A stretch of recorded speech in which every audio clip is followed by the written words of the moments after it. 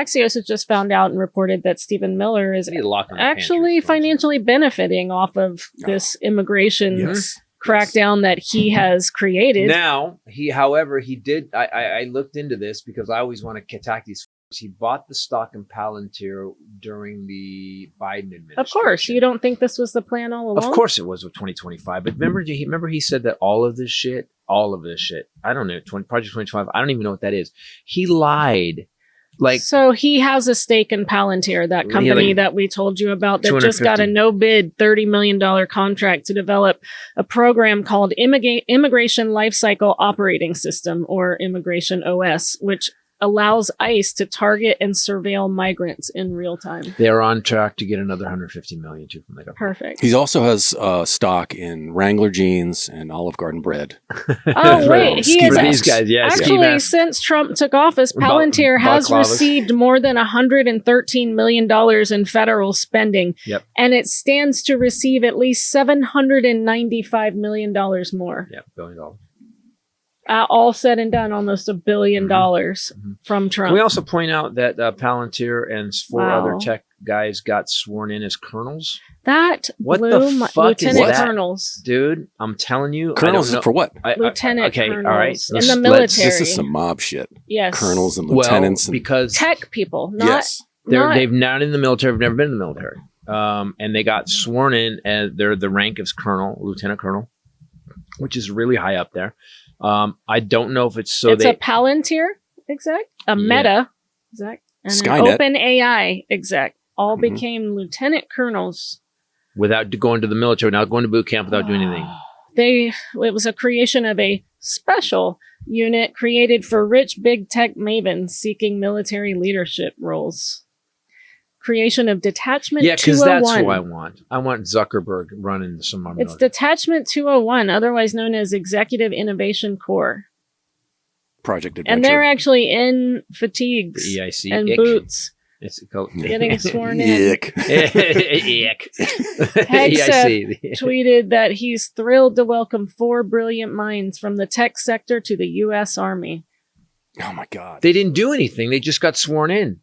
Palantir, oddly enough, is by far the S&P 500's top performing stock of the year. It's up 80% since the beginning of the year. How many movies have people not seen? The warnings have been there. Dude, every Iron Man, every Terminator, every dystopian, every superhero movie, every dystopian movie, every sci-fi movie. Never goes well. No, this always gets like. Let's put the genius guy in charge of everything. Yeah, no, and then I'll be back. Then we're fucked. We're just fucked. DOJ is now suing Washington State over their law that requires clergy to report possible child abuse.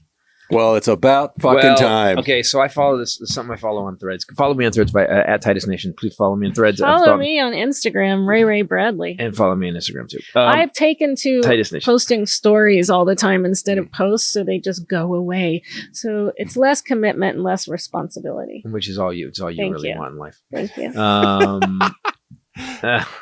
And it's basically all these people that get busted for whether it's either whether they get he's uncomfortable all of a sudden and he's not looking at me. Or they get busted for there you go. Pedophilia, keeping pictures of the naked kids, kids sexual, and I follow because it's just so you know, look at it.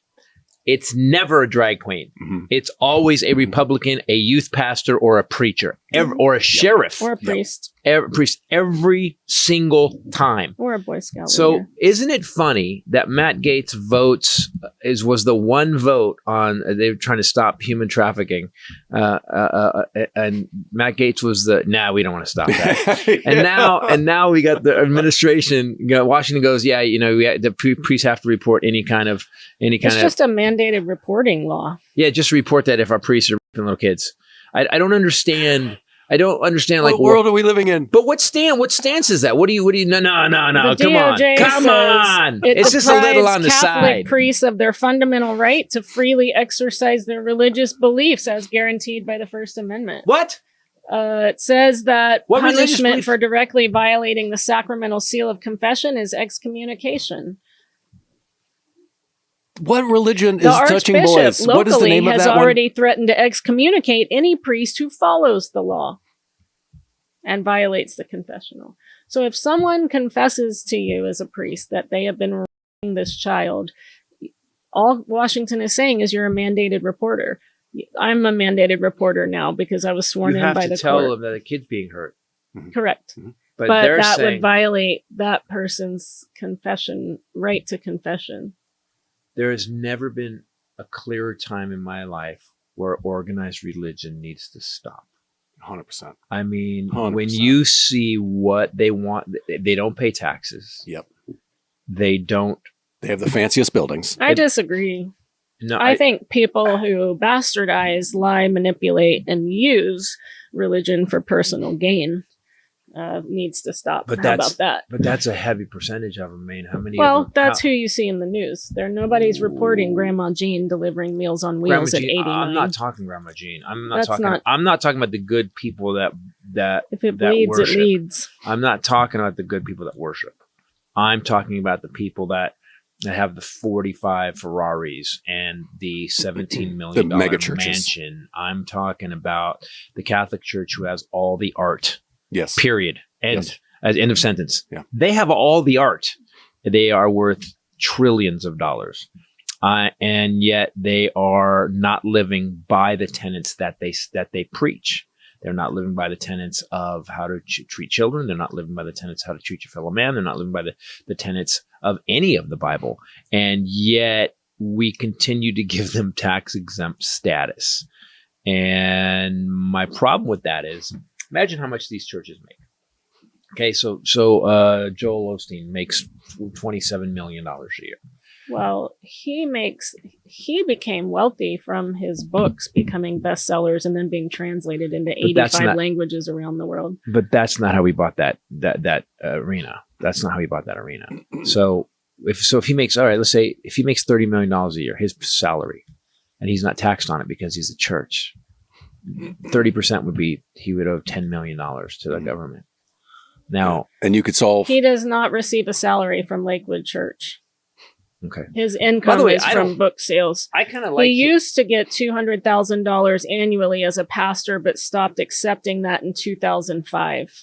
So it's all his money is his books. His personal money is. He's written several bestsellers that I know got translated into all kinds of languages all over the world. Then I retract my statement. He wrote. I don't mind listening to Joel. What did he? Didn't he write Your Best Life? Oh, he's got a lot of them. The Power of I Am, Become a Better You, Your Best Life Now, The Power of I Am, Part 2. It's like he's got a bunch of books. Is any of them about don't put the did very well? They've never been in trouble for that. His church has never been in trouble for messing with kids. I'm just shocked at the level of. Wow, how evil is this administration? I've never really believed in an evil presence before, but I watch these people not have any morality, not have any honesty, not have any empathy.